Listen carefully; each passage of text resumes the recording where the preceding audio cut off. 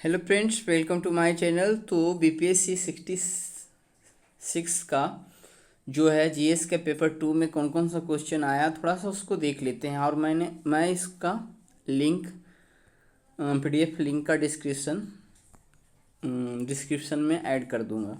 तो देखते हैं क्वेश्चन क्या है, किस प्रकार का कुछ क्वेश्चन आया है वो देख लेते हैं। भारत के राष्ट्रपति की भूमिका परिवार के उस बुजुर्ग के समान है जो सभी प्राधिकार रखता है, किंतु यदि घर के शैतान युवा सदस्य उसकी ना सुने तो वह कुछ भी प्रभावी नहीं कर सकता है। मूल्यांकन कीजिए। तो राष्ट्रपति की कुछ स्थिति ऐसी ही होती है कि संविधान का सर्वोच्च प्रमुख तो होता है लेकिन वो सिर्फ औपचारिक रह गया है। तो उसी पे इसका कंट्राडिक्शन या फिर पक्ष में क्या क्या इस पे प्रभाव पड़ रहा है, कुछ मूल्यांकन करना होगा आपको। ठीक है। भारतीय संघीय ढांचा संवैधानिक रूप से केंद्र सरकार की ओर उन्मुख है, व्याख्या कीजिए।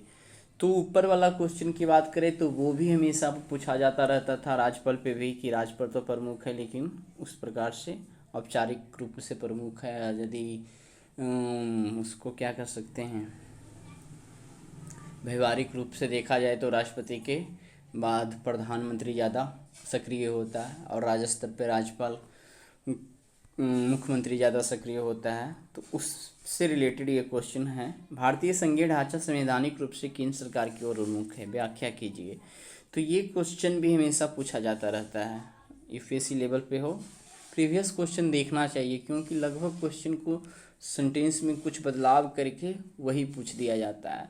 तो ट्रेडिशनल क्वेश्चन तो हो जाता है लेकिन जो करंट अफेयर क्वेश्चन अलग से उस टॉपिक पे पूछता है उसमें उसके लिए थोड़ा सा प्रिपरेशन ज़्यादा करने की ज़रूरत है। करा भारतीय राज्यों के असमान विकास ने कई सामाजिक, आर्थिक एवं राजनीतिक समस्याओं को जन्म दिया है। बिहार के विशेष संदर्भ में कथन का आलोचनात्मक विश्लेषण कीजिए।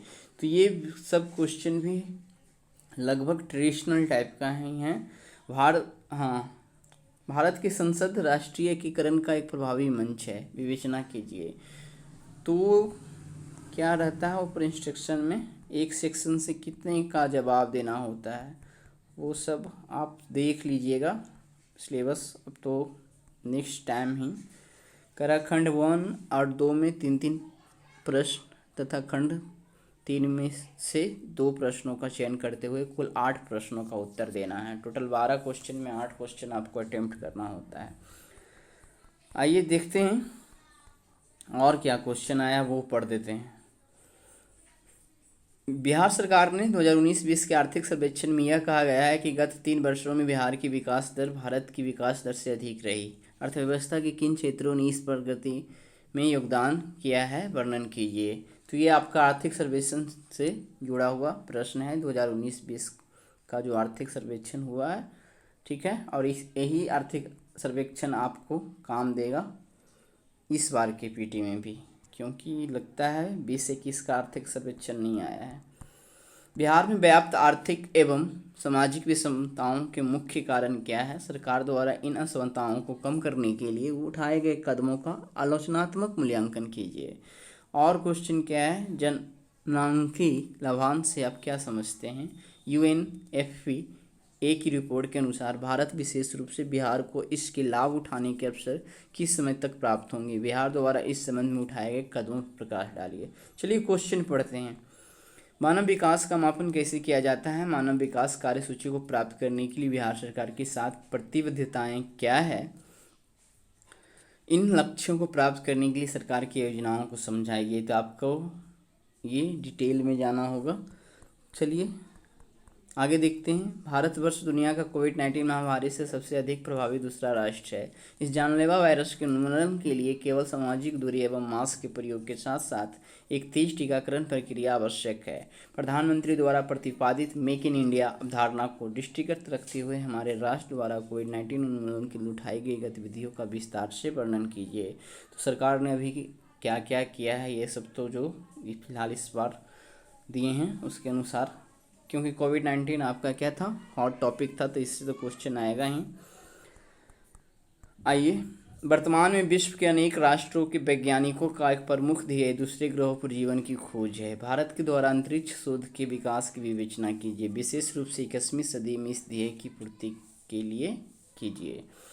आगे देखते हैं, मेक इन इंडिया कार्यक्रम के अंतर्गत भारत ने अपने सुरक्षा निकाय में सुरक्षा आयुधों एवं उपकरणों को राष्ट्र की सुरक्षा के लिए समाहित कर उसमें वृद्धि की है। इस कथन की पुष्टि सुरक्षा अभियांत्रिकी में वैज्ञानिक विकास के आधार पर कीजिए। तो ये कुछ क्वेश्चन हुए, और भी एक है, देख लेते हैं क्या है। विगत कई वर्षों से बाढ़ एवं सूखे की स्थिति ने बिहार राज्य के उन्नयन एवं समृद्धि को लगातार प्रभावित किया है। इस प्रकार के दुर्घटना प्रबंधन में विज्ञान एवं अभियांत्रिकी की भूमिका की विशिष्ट उदाहरण के साथ विवेचना कीजिए। तो आज के ये आया हुआ कुछ क्वेश्चन हैं दोस्तों, तो यही सब आधार पे आगे भी क्वेश्चन आएगा। तो आगे वाला स्टूडेंट इसे देख ले और इसके अनुसार तैयारी करे। मैं भी आप लोगों के जैसा तैयारी ही फिलहाल कर रहा हूँ और साथ ही साथ आप लोगों यूट्यूब पर पढ़ा भी रहा हूँ।